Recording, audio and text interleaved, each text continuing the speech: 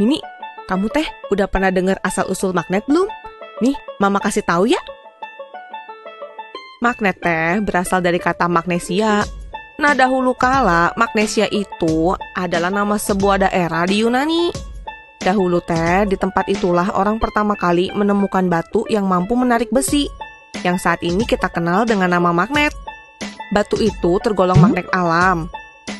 Nah, sekarang manusia makin menguasai teknologi, sehingga kita mampu membuat magnet buatan.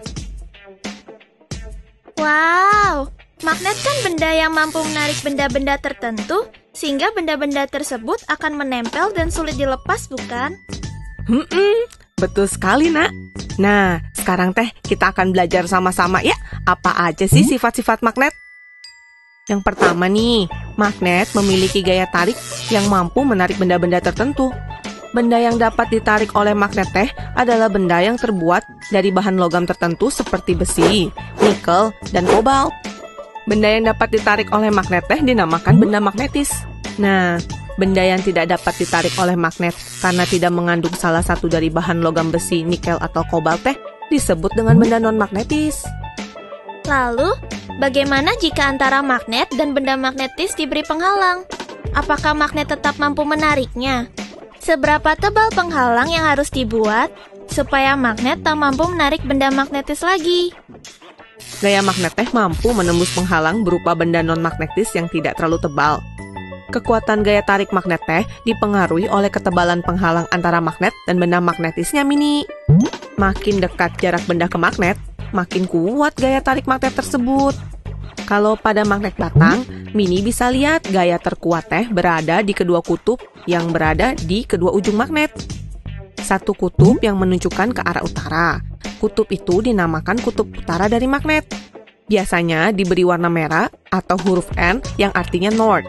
Kutub satunya lagi yang menunjuk ke arah selatan disebut kutub selatan dari magnet.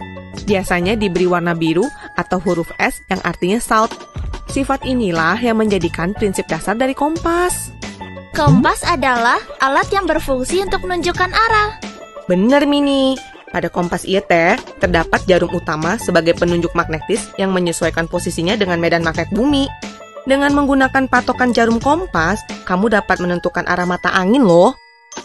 Ada lagi nih, Mini, sifat magnet yang menarik. Jika kamu mendekatkan kedua kutub magnet yang berbeda, maka magnet teh akan saling tarik-menarik loh. Jika kamu mendekatkan dua kutub magnet yang sama, keduanya teh akan tolak-menolak. Magnet teh mempunyai banyak kegunaan loh, Mini. Pemanfaatan magnet dapat kamu lihat dari berbagai macam alat yang dapat kamu jumpai dalam kehidupan sehari-hari kita loh. Misalnya, dinamo, lemari es kita, pengunci kotak pensil, atau tas kamu tuh, dan juga kompas. Nah, info tambahan nih buat kamu, Mini. Magnet teh terdiri dari magnet alam dan magnet buatan loh. Magnet buatan teh adalah magnet yang dibuat orang dari besi atau baja dan digunakan untuk berbagai kebutuhan. Bentuk magnet buatan teh bermacam-macam loh, Mini. Ada yang berbentuk batang, jarum, tabung atau silinder, lalu ada huruf U, dan yang berbentuk ladang atau tapal kuda. Logam yang baik digunakan untuk membuat magnet teh adalah besi dan baja. Karena besi dan baja merupakan benda yang ditarik kuat oleh magnet atau ferromagnetik. Besi teh lebih mudah dibuat magnet dibandingkan baja. Tetapi sayang, kemagnetan besi teh lebih cepat hilang. Oh, jadi magnet bisa dibuat ya? Gimana tuh caranya, Mah? Ada bermacam-macam caranya, Mini. Yang pertama, cara induksi. Pada prinsipnya teh, benda magnetis yang menempel pada magnet dapat menjadi bersifat seperti magnet. Apabila kita mendekatkan logam besi atau baja dengan magnet dalam waktu beberapa lama, maka besi atau baja itu teh akan menjadi magnet.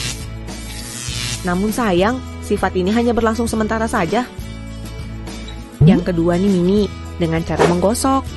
Magnet teh dapat dibuat dengan cara menggosok-gosokkan kutub sebuah magnet pada besi atau baja secara searah loh. Semakin banyak gosokan yang dilakukan, semakin kuat sifat kemagnetan besi atau baja tersebut.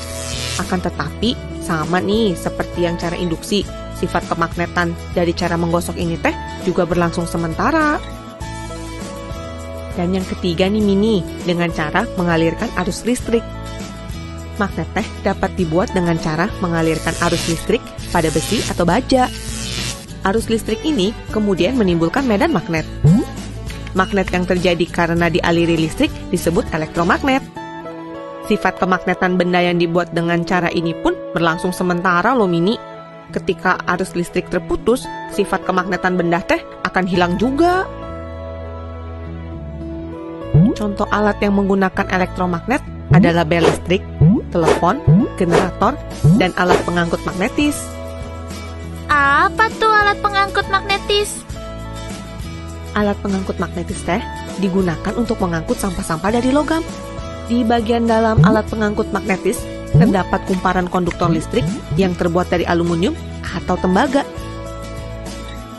Alat pengangkut magnetis ini kemudian dihubungkan dengan kabel listrik. Ketika arus listrik dialirkan melalui kabel, alat pengangkut akan berubah menjadi elektromagnet dan mengangkat sampah logam. Sampah kemudian dipindahkan ke tempat yang sudah ditentukan. Setelah sampai di tempat tujuan, arus listrik teh diputuskan, sehingga sampah logam tersebut jatuh ke posisi yang sudah ditentukan. Wah, aku sering melihat magnet, tapi baru tahu kalau ternyata ada sifat-sifat dan cara pembuatannya yang sangat menarik. Gimana teman-teman? Apakah kalian juga sudah lebih mengerti? Sampai jumpa di video-video lain yang gak kalah menarik ya.